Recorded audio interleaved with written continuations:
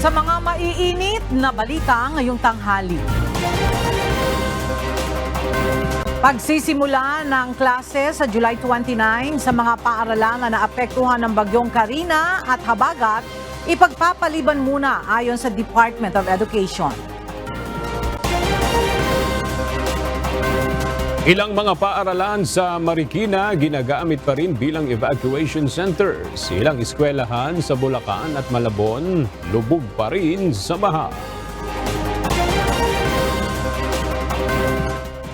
Pangulong Ferdinand Marcos Jr. patuloy na nag-iikot para bisitahin ang mga kababayan natin na sinalanta ng bagyo at habagat. Ilang mga lugar sa bansa patuloy na uulanin ngayong araw dahil sa pag-iral ng habagat. At mga mangingisda sa Limay, Bataan nangangamba sa posibleng maging epekto sa kanilang kabuhayan banta ng oil spill. Magandang tanghali mga kasangbahay. Ngayon po ay araw ng Biyernes, July 26, 2024. At una sa mga balita ngayong tanghali. Patuloy na kinukumpirma ng National Disaster Risk Reduction and Management Council ang bilang ng nasawi sa bagyong Karina. Sa ngayon, 14 ang confirmed deaths sa kanilang tala. Sa datos ng ahensya, pinakamarami dito ay mula sa Calabarzon Region. 4 naman ang kumpirmadong nasawi sa Region 9 habang tig-isa naman sa Region 10, Region 11 at National Capital Region o NCR.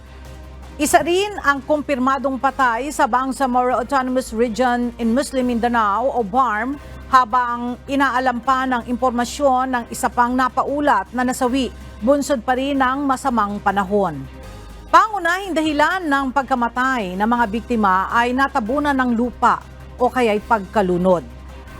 Paliwanag ng NDRRMC, ang mga ulat na ito ay mula sa pinagsasamang situational reports ng ahensya mula pa nang magsimula ang Southwest Monsoon o Habagat hanggang sa bagyong Karina. Kinukumpirma pa rin ng NDRRMC ang napaulat na 2 nasugatan sa Region 10 at tig-isang nawawalang individual sa Calabarzon at Region 10. Umabot na sa nasa 203 million pesos ang halaga ng pinsala sa sektor ng agrikultura bunsod ng pananalasa ng bagyong Karina at Habagat sa ilang lugar sa bansa. Base sa monitoring ng DA, tinatayang nasa mahigit 2,000 metric tons ng mga pananim ang nasayang at may ilang mga alagang hayop rin ang nasawi bunsod ng matinding mga pag-ulan at pagbaha na naranasan.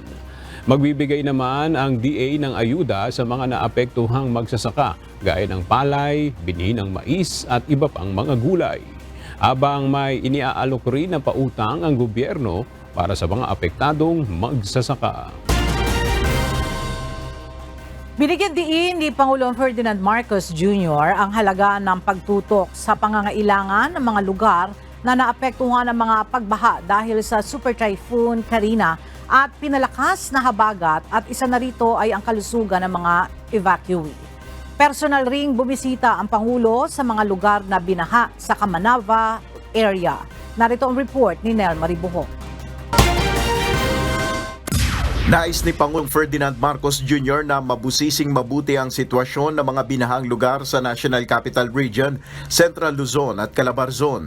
Sa situation briefing sa Malacanang, ayon sa Pangulo, kailangan malaman ang estado ng bawat lugar at ang kanilang mga pangangailangan upang mas epektibong makaresponde ang national government. We have to be very focused in the use of what we have. So that's what we need to determine. Where are the areas that still are in the rescue phase?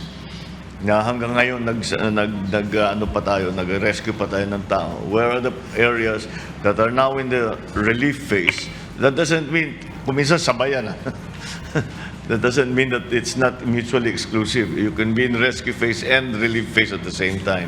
Iniutos naman ni Pangulong Marcos sa Department of Health na magpadala ng medical teams sa mga evacuation center.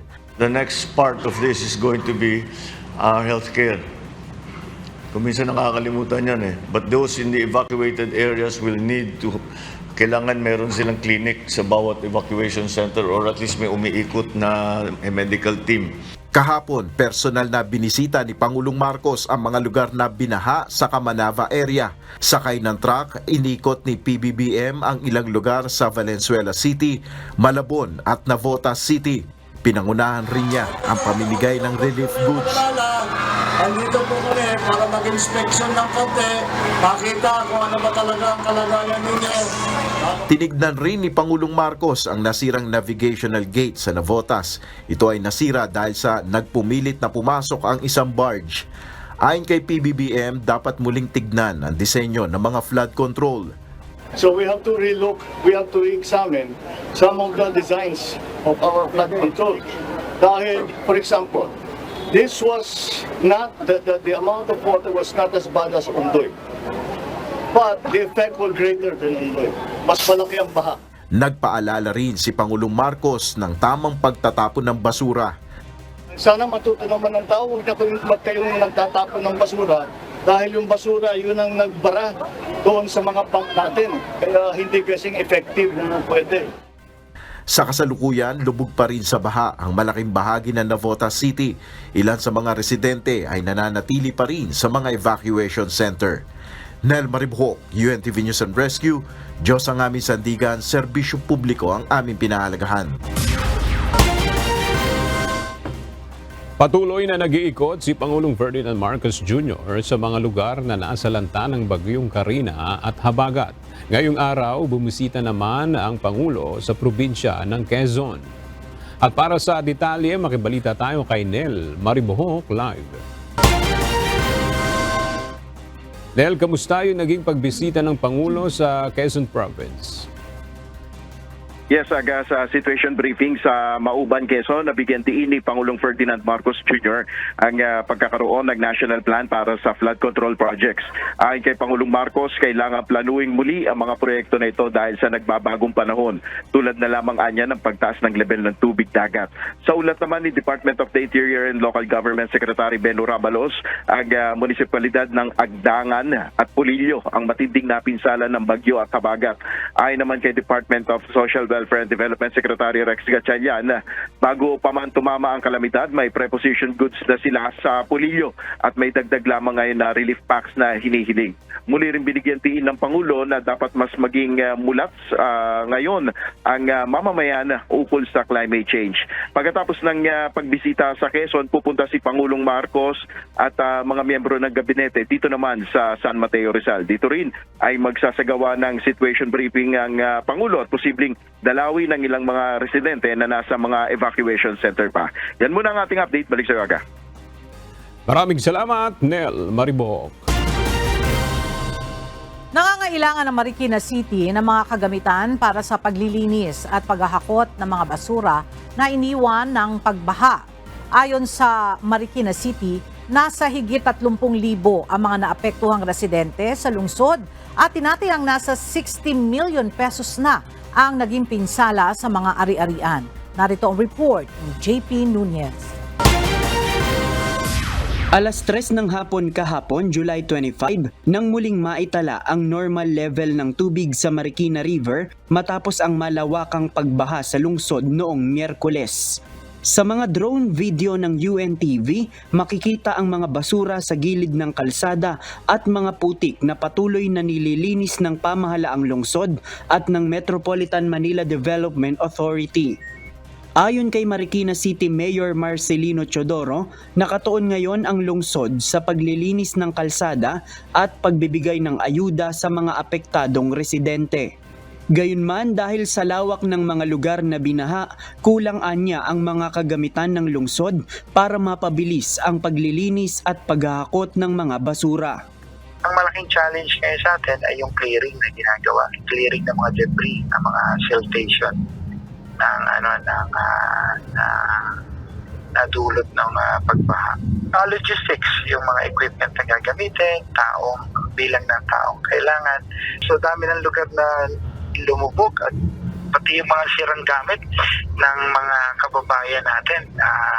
Ito yung dinidispose nila ngayon. Ayon kay Mayor Marcy, nasa higit 30,000 na mga residente ng lungsod ang labis na naapektuhan ng pagbaha at tinatayang nasa halos 50 million pesos ang kabuuang pinsalang iniwan ng pagbaha. Samantala, apektado ang maliliit na kabuhayan ng ilang mga residente sa Barangay Tumana matapos itong tangayin ng baha. Ang sari-sari store na kabuhayan ni Nora Brusa, paghupa ng baha, wala ng panindang nakadisplay. Sinubukan pa nilang iangat ang mga paninda sa ikalawang palapag ng kanilang bahay pero inabot pa rin ng tubig. Pandugtungan niya sana sa kita ng kanyang mister ang arawang kita niya sa maliit na tindahan. Kaya naman daing niya na matulungan sana sila na mabigyan ng pangpuhunan lalo't kinakailangan niya ng dagdag na kita dahil papasok na muli sa eskwela ang kanyang mga anak. Kung may tumulong, salamat. Dahil Pang dagdag din sa pamilya dahil yung asawa ko wala namang konti lang sa ng asawa ko eh. si Jing Andrada naman mga gamit sa pagtitinda ng fishball at iba pang merienda ang tinangay ng baha. Nag-aalala din siya dahil baka ang refrigerator na ginagamit para sa pagtitinda ay hindi na gumana matapos malubog sa baha. Daing din niya ang pandagdag sana sa puhunan para muling makabangon. Kailangan namin ng tulong galing sa gobyerno.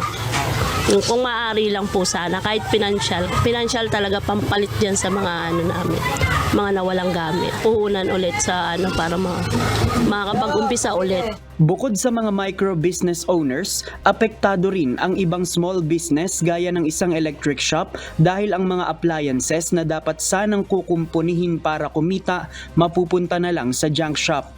Gayon din ang isang milk tea shop na hindi makakapagbukas ng ilang araw dahil ang mga machine at equipment na ginagamit ay nalubog sa baha. Ayon kay Mayor Marcy, pag-aaralan ng pamahalaang lungsod kung paano i-re-realign ang budget upang mabigyan ng pinansyal na tulong ang mga naapektuhang residente. Napakaliit din ang pera ng city pero gagawa ng paraan at magkakaroon marahil ng realignment o kaya pag-re-allocate ng mga budget natin. JP Nunez, UNTV, News and Rescue. Diyos ang aming sandigan, serbisyo publiko ang aming pinahahalagahan. Daan-daang pamilya sa evacuation center sa QC maaari nang makauwi. Tuloy-tuloy ang ginagawang paglilinis ng mga residente sa kanilang mga binahang bahay sa bagong silangan Quezon City. Ang barangay ang pinaka-naapektuhan ng matinding buhos ng ulan at pagbaha sa lungsod.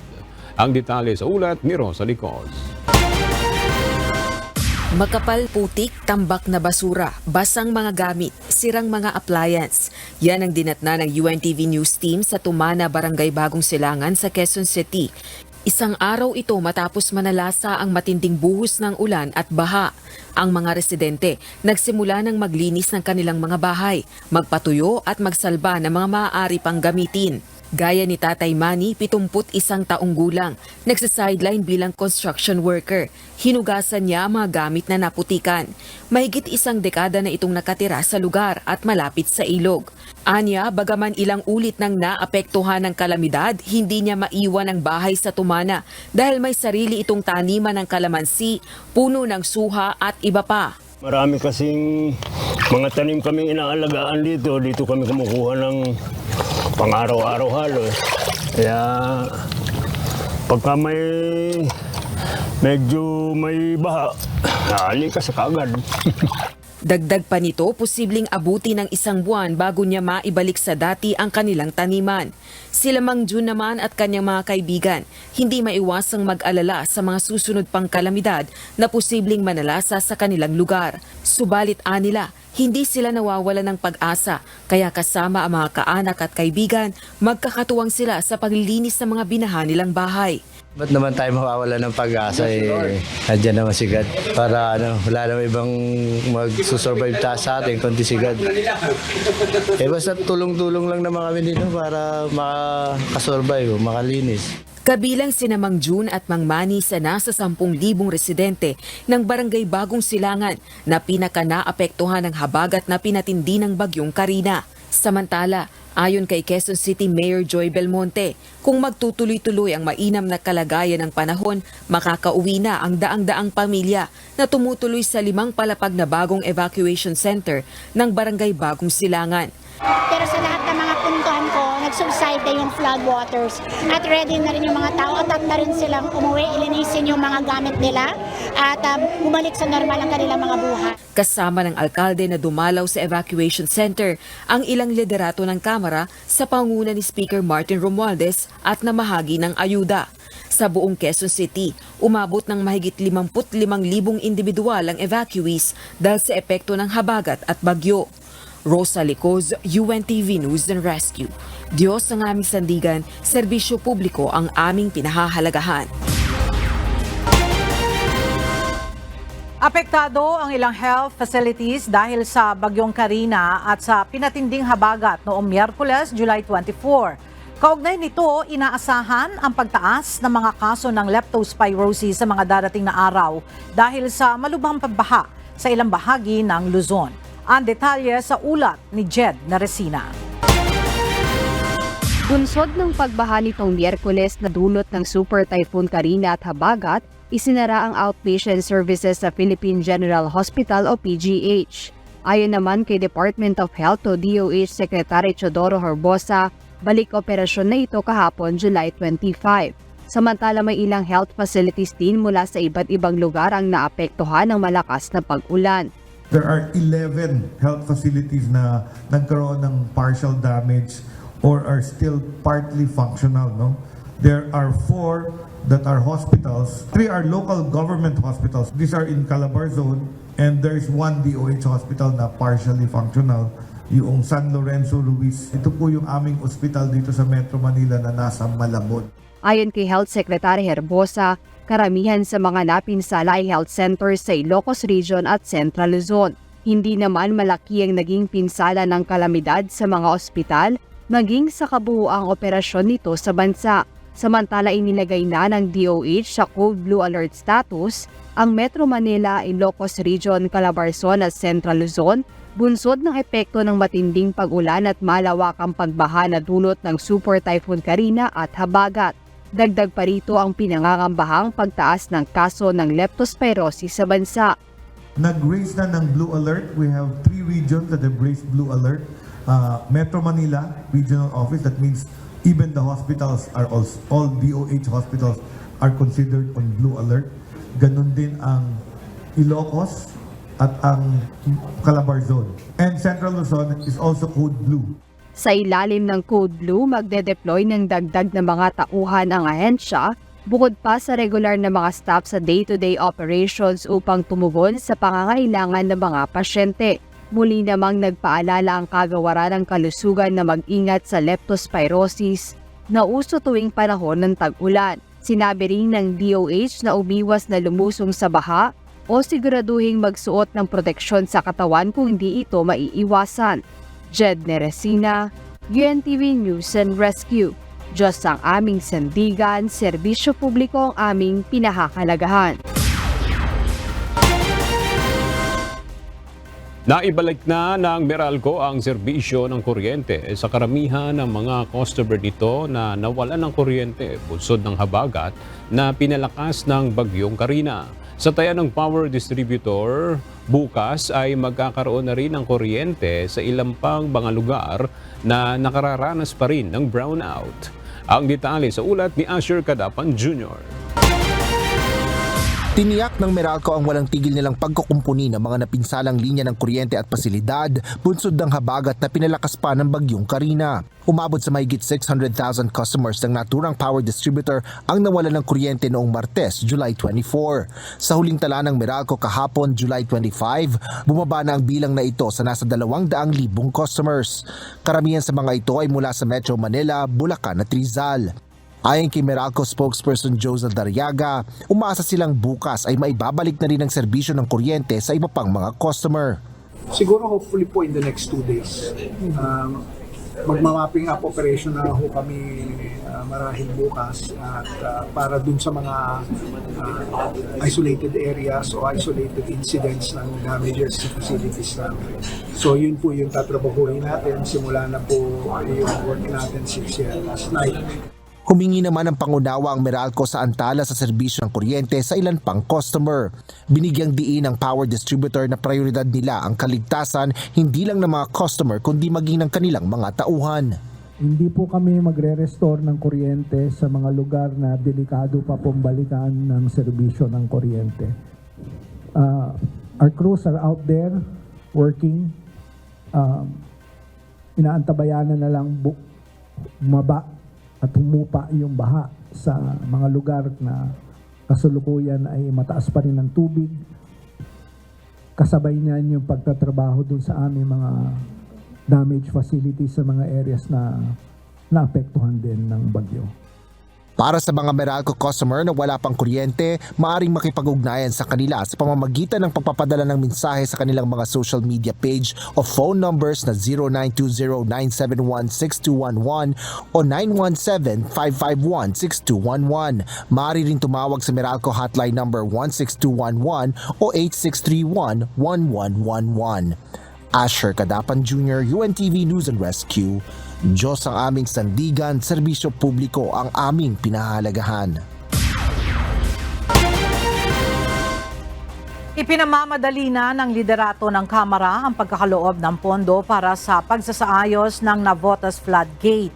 Sa gitna ito ng panawagan ng mga residente sa Malabon at Navotas cities na pabilisin ang pagkukumpuni sa nasirang navigational gate ng Metropolitan Manila Development Authority o MMDA. Para sa detalye, may report si Rosalie Coz live. Rosalie, may binanggit ba kung magkano ang aabutin sa pagsasaayos ng nasirang navigational gate? Ella, para sa taong 2024, 299 million pesos ang halaga ng pondong nakalaan para sa rehabilitasyon ng navigational gate sa Malabon, Navotas River ayon kay Navotas Representative Toby Chanco.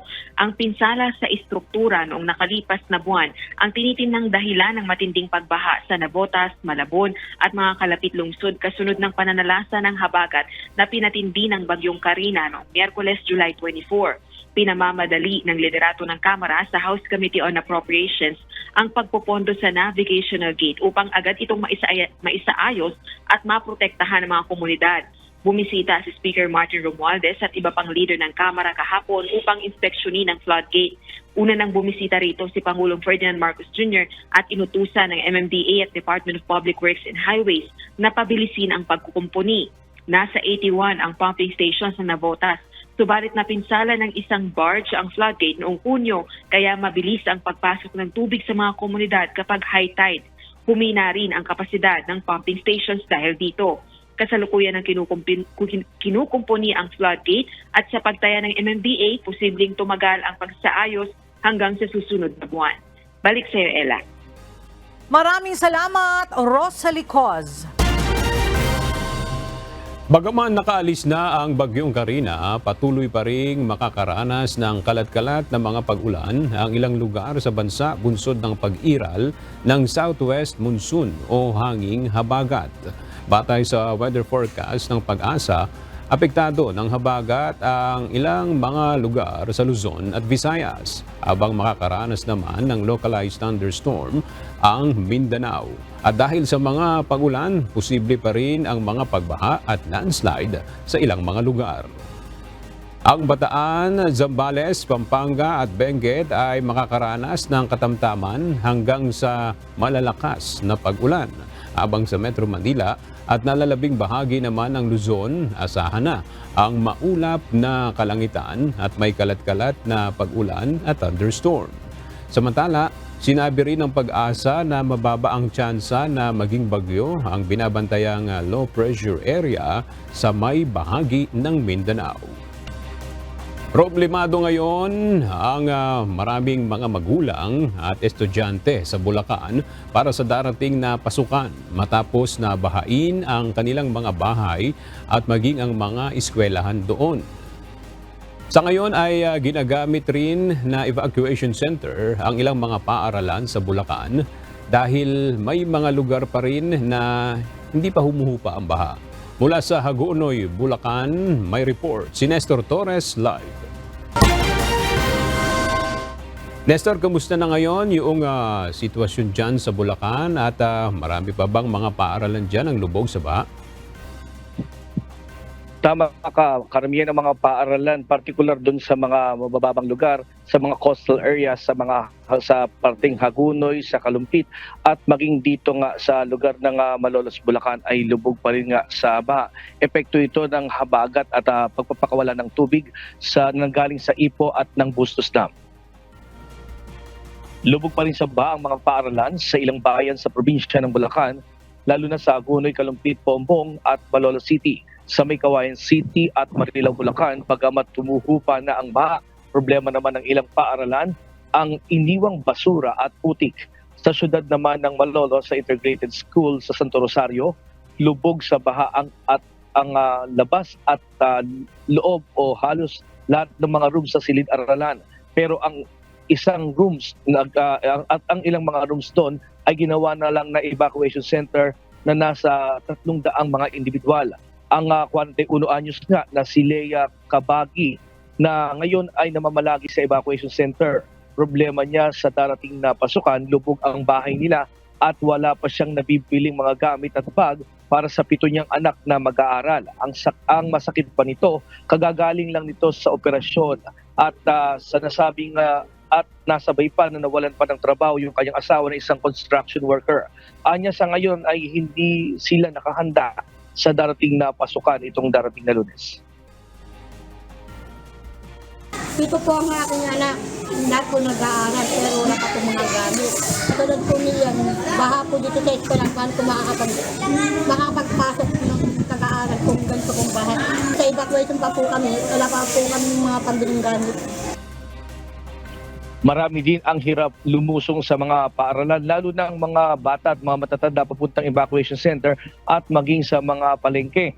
Pakiusap nila na sana ay mapuspone muna ang klase sa pasukan, lalo na kung ganitong baha at wala silang pagkukunan para sa baon, pagkain at gamit ng kanilang mga anak at iba naman pati doon sa kanilang mga apo. Sinabi mo na mapapasukan ng anak namin, apo ko, dahil baka. Tsaka wala pang gamit. Kailangan talaga, yan yung pagigilog. Ilog tsaka yung mga kanal. Wala yung dead drainage, kaya lang wala, parado. Kawawa ba yung estudyante? Siyempre. Makapag-aral, pasukan na bukas sa Lunes, di ba? Samantala, inaasahan ngayon ng mga magulang na mayroon ding tutulong sa kanila para sa libreng school supplies at bag ng mga bata, lalo na ang mga labis na apektado ng baha. Aga sa kasalukuyan, kung mapapansin mo dito sa aking likuran, sa lugar ito ng paaralan ng Baraswain Memorial Integrated School at dito sa Malolos na kung saan mapapansin mo, halos itong buong kalawakan na ito at mga rooms ay pinasok na nga ng baha at pati yung mga modules at yung mga gamit, mga aklat ay binaha na rin dito ayon doon sa ilang mga katiwala.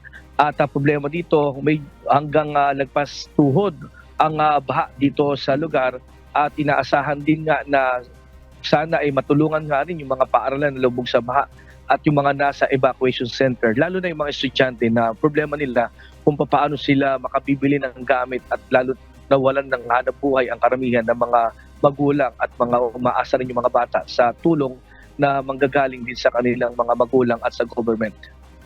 At yung ating latest live mula dito sa Bulacan. Balik sa iyo. Aga? Maraming salamat, Nestor Torres.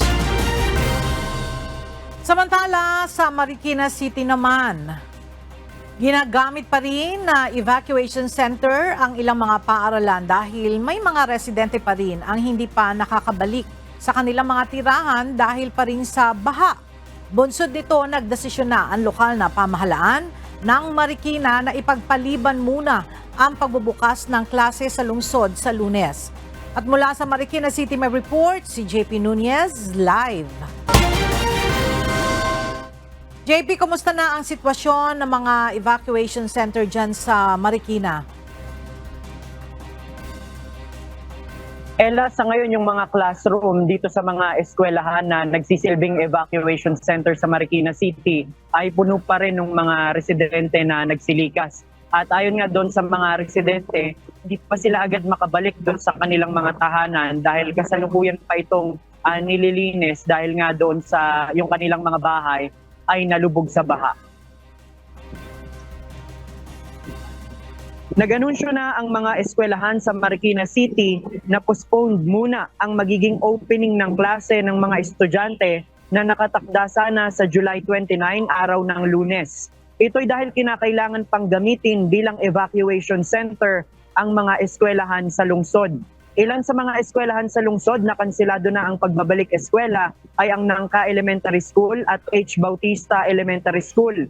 Meron ding secondary school gaya ng Santo Niño National High School ang kinansila ang dapat sanang soft opening ngayong araw. Wala pang eksaktong petsa kung kailan makakapagbalik eskwela at magiging regular ang pasok ng mga estudyante. Pero ayon doon sa palagay ng isang guro na nakausap natin sa Nangka Elementary School, posibleng sa susunod na buwan pa makapagsimula ng klase. Kapag kasi nakabalik na ang mga lumikas na residente sa kanilang mga bahay ay kinakailangan pang maglinis ng mga classroom doon sa mga eskwelahan na nagsilbing evacuation site. At Ella, doon sa mga nanay na kagaya dito sa Nangka Elementary School na nagsisilbi ngayong evacuation site sa Marikina City, yung mga magulang na nakausap natin, karamihan sa kanila hindi pa talaga handa doon sa magiging pasukan sa Lunes dahil nga wala pa rin naman silang nabibiling mga kagamitan na pampasok sa eskwela gaya ng mga notebook, yung mga bag at saka yung mga uniform. Kaya ang idinadaing ng mga magulang kung merong mga magmamalasakit sa kanila na magbibigay nga ng mga relief items at mga ayuda, may consider din na makapagbigay ng mga school supplies para kahit papano ay hindi sila mahirapang makapagbalik eskwela yung kanilang mga anak kung kailanman magre-resume yung pasok sa eskwelahan. Yan muna ang ating latest live mula dito sa Marikina City. Balik sa'yo, Ella. Maraming salamat, JP Nunez. Nagdesisyon ang Department of Education na ipagpaliban muna ang pagbubukas ng klase sa ilang mga paaralan sa bansa, lalo na sa mga lugar na lubhang napinsala ng bagyong Karina at Habagat.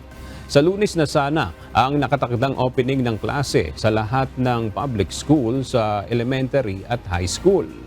Mula sa Pasig City, makibalita tayo kay Jed Neresina live. Jed, nasa ilang mga eskwelahan ba yung postpone muna yung opening ng klase at kailan yung target na reschedule ang class opening ng ibang paaralan? Aga sa ngayon, wala pang inilalabas o ibinibigay na detalye ang Department of Education o DepEd kaugnay sa eksaktong bilang ng mga paaralan na nagpospon muna ng pagbubukas ng klase sa Lunes. Kaya kaugnay niyan, wala pa rin tayong impormasyon kung kailan balak ng mga ito i-reschedule yung opening of classes nila. Ngunit sa statement kahapon ni Education Secretary Juan Edgardo Sani Angara, kinakailangan ng ilang mga school sa bansa ng panahon para sa pagayos at paglilinis dahil sa iniwang epekto ng Super Typhoon Karina at Habagat. Dagdag pa ni Secretary Angara na ang postponement ay hindi naman sa lahat ng paaralan sa bansa dahil may mga paaralan na may minimal o walang danyos at ang mga ito ay magpapatuloy sa pagbubukas ng klase sa Lunes. Ayon sa huling datos na inilabas ng DepEd, higit sa 300 paaralan ang kasalukuyang ginagamit bilang mga evacuation center. Ito ay sa 6 na rehiyon sa bansa, sa CAR, NCR, Region 1, Region 3, Region 4A at Region 6. Samantala, 70 paaralan sa 9 na rehiyon sa bansa ang naitalang mayroong damage o napinsala. Ito ay sa CAR, NCR, Region 1 at Region 2, Region 3, Region 4A at Region 4B, Region 6 at Region 8. Inaasahang mas tataas pa ang bilang ng mga damaged school dahil kasalukuyan o ongoing pa rin ang pakikipag-ugnayan ng mga regional directors sa mga principal at local government units upang suriin ang kahandaan nila para sa pagbubukas ng klase sa darating na Lunes. At nabanggit nga kanina ng mga kasama na sa Bulacan at Marikina kasalukuyan pa rin ginagamit yung ibang mga paaralan bilang evacuation center at inilipat na rin yung araw ng pagbubukas ng pasok sa Malabon City at sa Valenzuela dahil rin sa pinsala na iniwan ng malakas na pag-ulan o pagbaha nitong mga nakaraang araw. Ayan muna ang update dito sa DepEd Central Office. Balik sa'yo, Aga. Maraming salamat, Jed Neresina. Bagaman bahagya ng lumipas ang mga pag-ulan sa Metro Manila, baha pa rin sa ilang mga barangay sa Malabon at wala pa rin supply ng kuryente ang ilang residente sa lungsod. Mula sa Malabon, makibalita tayo kay Dante Amento live. Dante, dyan ba sa Malabon may mga eskwelahan pa rin ba na baha hanggang sa ngayon?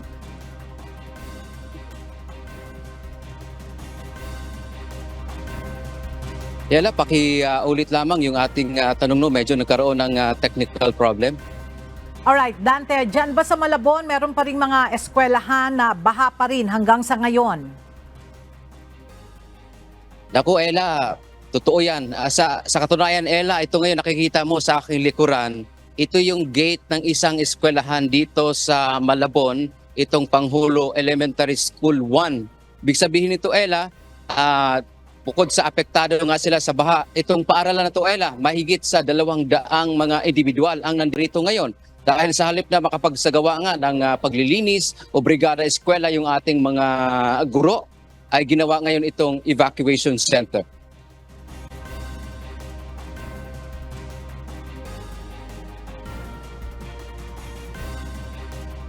Hindi ba rin madadaanan ng maliliit na sasakyan, Ella, yung mga kalsada dito sa Barangay Santolan, Panghulo at Maysilo sa Malabon City? Lubog kasi sa baha itong kanilang barangay. At bukod sa problema sa hanap buhay, Ella, ay problema rin ng mga residente dito yung transportasyon o masasakyan, pedicab, yung kanilang maaring sakyan. Yun nga lang dati, Ella, kung sabi nga ng mga nakausap natin kanina, kung 15 piso yung kanilang pamasahe. Ngayon ay umaabot na sa 50 at higit pa nga yung iba. Katwiran ng mga driver, mahirap din kasing magpadyak, lalo na kapag malalim yung tubig at kasalubong pa nila yung malalaking sasakyan at may alon at mabigat yung kanilang ginagawang pagpapadyak. Pakinggan natin yung ating mga nakausap dito ng mga residente. 15 pesos, mga ganyan, bayad. Pero pag may baha, 50. Depende sa mga pasahero kung magkano namin nila. Marami rin, Ella, sa mga residente dito ngayon ay wala pang kuryente simula noong Miyerkules. Kaya naman hindi rin sila makahingi ng tulong sa kanilang mga kaanak sa ibang lugar. Lobat kasi ang kanilang cellphones at kung gusto naman nilang mag-charge ay kailangan pa daw nilang pumunta sa ibang lugar o barangay. Ba't lahat? Di ka makapag-text sa mga mo kasi ng kuryente. Kaya yung anak ko nga sa may silo pa kagabi sangandaan, nagpa-charge. Maging ang mga paaralan sa mga nasabing barangay ay hindi rin nakaligtas sa tubig baha. Ang Panghulo Elementary School, ang kanilang gate gaya ng nabanggit natin, Ella, na pinaka-entrance ay lubog pa rin sa baha at wala rin silang kuryente dito sa ngayon. At sa halip na maghahanda ang mga guro para sa pasukan sa Lunes, naging tagabantay na lamang sila sa mga evacuee at mga bata na lumikas sa kanilang mga paaralan matapos itong gawing evacuation center. Nang tanungin natin, Ella, kung tuloy nga ba ang pasukan nila sa Lunes, ayon sa guro na atin nakausap kanina ni si Sir Noel, naghihintay pa sila ng abiso kung ano ang kanilang susunod na hakbang. May sinisecure po namin na okay naman po yung kalagayan ng mga evacuees po namin dito. Nagbibigay rin po kami ng libreng bigas sa kanila kahit magpapaano, mayroon silang may sasain. Ella, mayroon nga tayong nakausap kanina dito na isang head ng Department of Education dito sa Malabon at ang kanyang nabanggit sa atin 70% ng kanilang mga paaralan dito ay ginawang evacuation center. So, ibig sabihin, meron pa rin tayong mga kababayan na sa kasalukuyan ay bukod sa lubog nga sa baha, yung merong apektado mga eskwelahan, ay nandoon din yung ating ilan sa mga kababayan. Ang problema din kasi nila ay hindi pa nila maaring, kumbaga, natatakot din yung mga residente, maging yung mga guro, na ibalik yung sabihan yung mga residente bumalik sa kanilang mga lugar dahil ang kanilang pangamba baka naman magpakawala pa na may dam pa na magpakawala ng tubig, baka naman yung kanilang lugar lalo na low-lying areas, yung itong lugar na ito ay baka naman sila muli ay maapektuhan ng mga pagbaha, kaya minabuti nilang dito muna sila sa mga paaralan mananatili ng ilang araw. Yung nga lang Ella sa ngayon, batay din sa ating nakausap kanina na maging yung mga guro nagpapatutuo naman at ang mga residente, itong partikular na paaralan na ito ay wala pa daw silang natanggap na anumang ayuda mula sa pamahalaang lokal ng Malabon. Kaya ang kanila ngayong panawagan sa lokal na pamahalaan ng Malabon na sana ay mabigyan naman sila ng pansin. Dahil gaya nga ng nabanggit kanina ng isang guro natin nakausap, kumbaga sila ay nag-aambag-ambag na rin para mabigyan naman kahit paano ng pantawid gutom yung mga evacuee na ngayon na tumutuloy dito sa kanilang mga paaralan. So yun muna ang ating update mula dito sa Malabon. Balik sa iyo, Ella. Maraming salamat, Dante Amento. Tambak na basura at putik ang iniwan ng malawakang pagbaha sa Marilao, Bulacan. Kaya ang mga apektadong residente doon, bukod sa hirap na sa paglilinis, idinadaing din ang kawalan pa rin ng supply ng kuryente at malinis na tubig. Ang detalye sa report ni Nestor Torres. Tanda na ako, ngayon ko lang naranasan. Sariwa pa sa isipan ni Lola Cristina ang nangyari sa kanya nitong Miyerkules, July 24. Nang muntik na siyang malunod sa lagpastaong baha. Mabuti na lang at nakaligtas siya at kanyang apo matapos silang makakyat sa bubong ng bahay. Kahapon naman nang humupa na ang baha sa kanilang barangay sa tabing ilog Marilao, Bulacan, doon naman tumambad sa kanila ang makapal na putik at mga nakasabit at nagkalat na basura na iniwan ng baha. Dagdag pa ang mga nasirang mga sasakyan at motorsiklo, marami ding appliances o gamit sa bahay ang nasira, gaya ng refrigerator, TV at washing machine. Problema rin nila na hindi sila makapaglinis at hirap ding makaligo dahil wala din silang kuryente at supply ng malinis na tubig. Napakahirap na dinanas namin. Nasa taas ako ng bubong. Saka dalawang apo ko. Nandun ang tubig. Ayan mo. Hindi ko na kaya. Lahat ang gamit ko namin nawala. Silang lahat. Wala kami mga damit. Marami kami na damage na like itong tricycle, 4 itong tapos 5 tricycle, 4 na motor, tubig lahat. Ngayon di pa kami nakaka-recover kasi walang tubig, di kami makapaglinis ng wala pa kami kuryente. Panindag po namin halos po lahat, tubog po. Mga gamit namin, wala na kayong makuha. Dalawang araw na nga po kami nangigo Tubig, kuryente, wala rin. Pagkain namin, biscuit lang.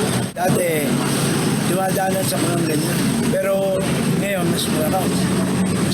Mas marami. Kaya marami na sila nagsasabi. Pakiusap naman ng mga residente, ma-action na sana ang kuryente at tubig at magkaroon sila ng damit at ayudang pagkain lalo't ilang araw na rin silang hindi makapagtrabaho dahil sa baha. Napakahirap po na walang tubig, walang kuryente. Napakahirap po. Ay naman sa barangay chairman ng Tabing Ilog, nakipag-ugnayan na siya sa Meralco para maisaayos na ang supply ng kuryente sa lugar. Sa ngayon, inaantay na lang nila ang pangako ng Meralco at ayuda ng municipal government. Ngayon, hinihintay pa namin yung kuryente. Nakabatay sa pagkakaroon ng kuryente, ang pagkakaroon ng tubig, ang supply ng tubig. No? So, hirap na hirap sa ngayon yung aming mga kabarangay dahil hindi pa sila nakapaglilinis ng mabuti sa kanilang mga bahay na punong-puno ng putik dahil hinihintay pa namin yung approval ng Meralco kasi hindi basta-basta rin na ibubuksan yung kuryente. Samantala, gumamit na rin ang barangay ng payloader at bako para mahakot ang mga putik at basura. Nagsasagawa na rin ang clearing operation sa barangay Northville 4A, 4B, Abangan Sur, Abangan Norte, Saog at Lambakin. Sa kabuuan, nasa 500 pamilya ang nagsilika sa evacuation center, ngunit marami na rin ang umuwi na sa bahay para maglinis. Groceries, pagkain, tubig at mainom at higaan ang ilan pa rin sa pangunahing pangailangan ng mga evacuees na kailangang matugunan. Nestor Torres, UNTV News and Rescue. Diyos ang aming sandigan, serbisyo publiko ang aming pinahahalagahan. Nakita na ang nawawalang crew ng Mount Terra Nova, ang motor tanker na lumubog sa karagatang sakop ng Limay, Bataan kahapon. Samantala, nagpadala na ng 44-meter vessel ang Philippine Coast Guard sa lugar upang tumulong sa isinasagawang oil spill response. Ang detalye sa ulat ni Ryan Lacanlale. Natagpuan na ng Philippine Coast Guard kahapon pasado alas 3 ng hapon ang katawan ng nawawalang crew ng lumubog na MT Terra Nova. Napakalaki ng chance na magkaroon ng oil spill kasi lumubog eh. But we have to check yung watertight status, no? Kailangan mahingi natin yung configuration ng barko. We're coordinating with that. Pinangangambahan ngayon ng Philippine Coast Guard ang posibleng pagtagas ng mahigit 1.4 milyon litro ng industrial fuel oil o IFO na karga ng motor tanker. Nagsimulang lumubog ang barko pasado alauna ng madaling araw kahapon sa layong 3.6 nautical miles east of Lamao Point sa Limay, Bataan. Papunta ng Iloilo ang motor tanker nang mangyari ang insidente. Alas 3 ng madaling araw tuluyang lumubog ang barko sa lalim na 33 metro. Agad namang idineploy sa lugar ang BRP Melchora Aquino para tumulong. Umalis sila doon sa Bataan, papunta ng Iloilo. Pero during that time na bandang mga alas 10 ng gabi, naramdaman na nila na malakas yung alon at nag-decide yung kapitan na bumalik. Pero initially, nahirapan sila sapagkat ang sabi nila ay pasalubong sila doon sa alon. At ang term ng mga crew ay sumalok sila ng alon at pinasok yung barko hanggang tuluyan silang nag-capsize. Nakitaan ng oil sheen ang tubig sa paligid ng lumubog na barko. Ayon sa PCG, ito ang langis na ginagamit ng barko sa operasyon. Sa ngayon, wala pang nakikitang indikasyon ng PCG ng pagtagas ng langis na dala ng barko. Bagamat mababaw lamang ang nilubugan ng barko, kumpara sa pinaglubugan ng MT Princess Empress sa Nauhan Oriental, Mindoro noong nakaraang taon na naging sanhi ang malakas na pressure sa ilalim ng dagat kaya nag-leak ang mga tangke nito at tumagas ang langis. Hindi naman magpapakampante ang PCG sa insidenteng ito sa posibleng pagtagas ng langis. Ito hindi naman masyadong malalim eh. Pinacheck ko nga kasi nung una, half-submerged lang siya. Pakasakaling mababaw lang at we're hoping, no? Na hindi maapektuhan yung water integrity ng mga tanks niya and hindi tumagas yung langis. 44-meter vessel ang ipinadala ng Philippine Coast Guard sa lugar para umalalay sa isinasagawang oil spill response. Nagsagawa na rin ng koordinasyon ng PCG sa LGU at PDRRMO ng Bataan para paghandaan ang posibleng pagtagas ng langis. Inihahanda na rin nila ang kanilang mga tauhan para tumulong. Hindi tayo magpapakampante.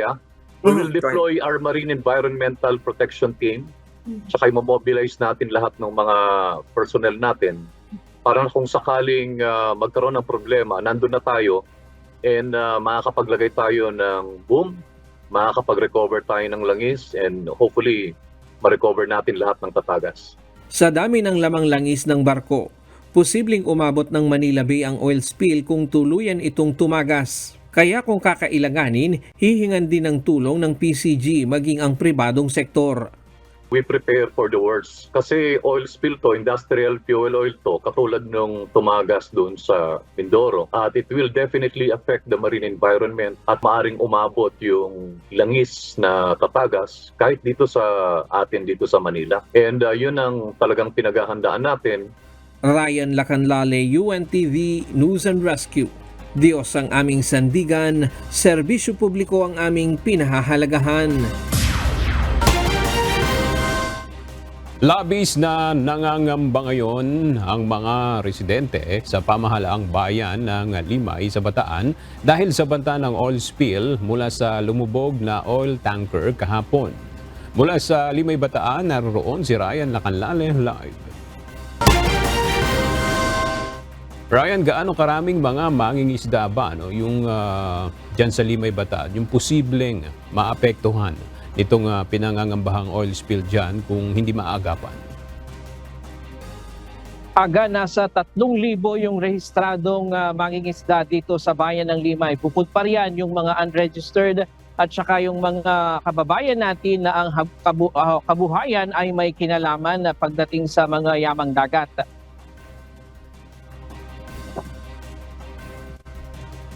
Mayroong 90,000 population ang bayan ng Limay. Ang pamahalaan bayan ng Limay ay mayroong 70% sa kabuuan ng kanilang populasyon na ang kabuhayan ay nagmumula sa yamang dagat. Kaya naman malaking perwisyo sa kanila kung tuluyang tumagas itong kargang 1.4 million na litrong ng langis na nasa tangki pa nitong lumubog na MT Terra Nova. Bukod dito, ang banta ng sa kalikasan ay isa rin sa kinatatakutan nila dahil sa posibleng maapektuhan hindi lamang ang bayan ng Limay kundi maging ang mga karatig bayan hanggang sa Manila Bay.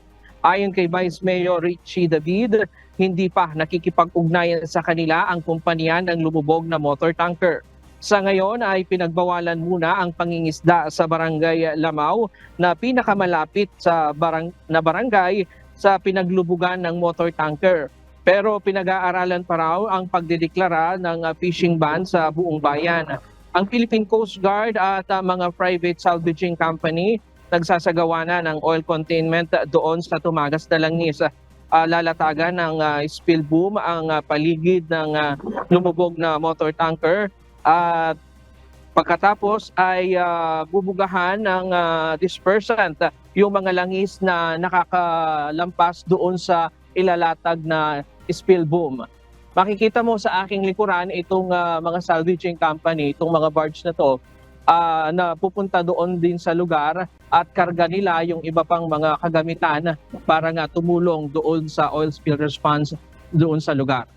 Yan muna ang latest mula dito sa Limay, Bataan. Balik sa iyo, Aga. Maraming salamat, Ryan Lacanlale. Kinumpirma ng Office of the Vice President na bumiyahe pa abroad si Vice President Sara Duterte kasama ng kanyang pamilya para sa isang personal trip. Ito ay sa kasagsagan ng pananalasa ng Bagyong Karina sa bansa. Nitong Miyerkules ng madaling araw, nakita sa airport ang Vice Presidente kasama ng kanyang pamilya. Sa inilabas na pahayag ng Office of the Vice President, nakakalungkot na nataon sa pananalasa ng bagyo ang pag-alis ni VP Sara. Nilinaw rin ito na may approval ito mula sa Office of the President kung saan inaprubahan ang travel authority ni VP Sara noong July 9. Gayunman, patuloy ang pamamahagi ng tulong ng Disaster Operations Center ng OVP sa mga biktima ng malawakang pagbaha. Nagpasalamat naman ang OVP sa publiko sa pagrespeto sa privacy ng pamilya ni VP Sara.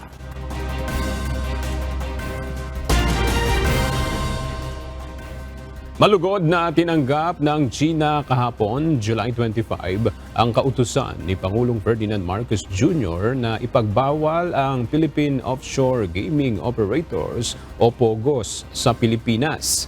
Sa isang pahayag, sinabi ng Chinese Embassy in the Philippines na naniniwala silang tutugon ang desisyon ni PBBM sa panawagan ng mga Pilipino at nagsisilbing benepisyo para sa parehong bansa.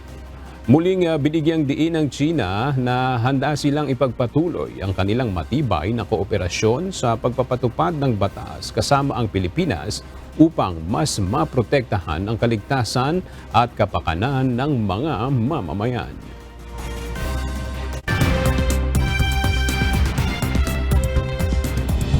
Tiwala ang organizing committee ng Paris 2024 Olympic Games na magiging mababa ang carbon emissions na may dudulot ng palaro sa kabuuan. Hindi man sangayon ang ilang activists sa layuning nito, inaasahang malaki pa rin ang maitutulong nito sa climate goals ng buong mundo. Ang detalye sa ulat ni Giselle Bonifacio. Greenest sa kasaysayan ng Olympic Games ang pangako ng Organizing Committee ng 2024 Paris Olympic and Paralympic Games. Nilalayo nitong bawasan ng higit sa kalahati ang carbon emissions na naitala noong London 2012 at Rio 2016. Tinatayang may 3.2 milyong toneladang carbon dioxide ang naging produkto ng mga nagdaang palaro. Kaya naman, hindi dapat lumagpas sa 1.2 milyon ang itinakda ng Paris 2024 base sa Standardized Carbon Footprint Calculation Framework para sa Olympic Games. Kabilang sa mga hakbang na ipinatupad upang maging sustainable ang Paris 2024 Olympics ay ang paglalagay ng mga solar panels, 33% na plant-based food sa Athletes Village, panibagong 400 cycle lanes, pagpapatuloy ng public transportation, paggamit ng sustainable materials sa pagpapatayo ng mga gusaling titirhan ng mga atleta, at pagdodonate ng mga ginamit na kutsyon sa mga charities, militar at eskwelahan. La France, elle va accueillir des athlètes donc dans des jeux qui sont les jeux les plus durables de l'histoire. On a divisé par 2 les émissions de CO2. Les jeux les plus inclusifs, les jeux les plus paritaires, totalement paritaires. Pour la première fois. Pour la première fois. Et donc, on va accueillir le monde. C'est une immense fierté. Donc c'est une France accueillante. Ensuite, c'est une France audacieuse. Avoir l'audace d'organiser cette cérémonie d'ouverture sur la scène comme on l'a fait, aucun pays ne l'avait tenté avant. C'est une France fière ensuite de son histoire, de son récit. Et le long de la scène, je ne veux rien dévoiler, mais on aura des artistes du monde entier et de la France, d'immenses artistes de variété classique qui vont dire un peu d'une histoire française qui est une histoire universelle. Nangako naman ang Organizing Committee for the Olympic Games na iuulat at ilalathala nito ang aktwal na carbon footprint pagkatapos ng kabuuan ng mga palaro.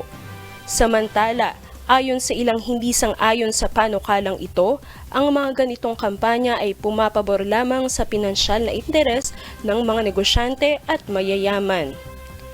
Umani man ng ilang kritisismo, ito ang posibleng maging greenest model na naayon sa Olympic format. Giselle Bonifacio, UNTV News and Rescue, Diyos ang aming sandigan, serbisyo publiko ang aming pinahalagahan. Pinuri ni Israeli Prime Minister Benjamin Netanyahu ang suporta ni US President Joe Biden para sa Israel. Nagpulong ang dalawa sa layuning matugunan ang mga kakulangan upang makamit ang pagkakaroon ng isang Gaza ceasefire deal ayon sa White House. Ginawa ito isang araw matapos magbigay ng talumpati si Netanyahu sa Kongreso at libu-libong pro-Palestinian protesters ang nagsagawa ng kilos protesta. From a proud Jewish Zionist to a proud Irish-American Zionist, I want to thank you for 50 years of public service and 50 years of support for the State of Israel. At sa ating pong iiwang mga salita ng Diyos na ating sandigan mula sa Aklat ng Kawikaan, Kapitulo 8, versikulo 33 na nagsasabi, "Mangakinig kayo ng turo at kayo'y magpakapantas at huwag ninyong tanggihan."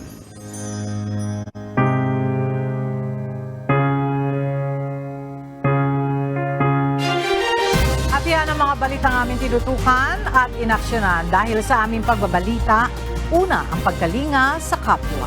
UNTV CE News, may balita saan mang panig ng daigdig. At dito sa UNTV, Diyos ang aming sandigan, serbisyo publiko ang aming pinahahalagahan. Magandang tanghali.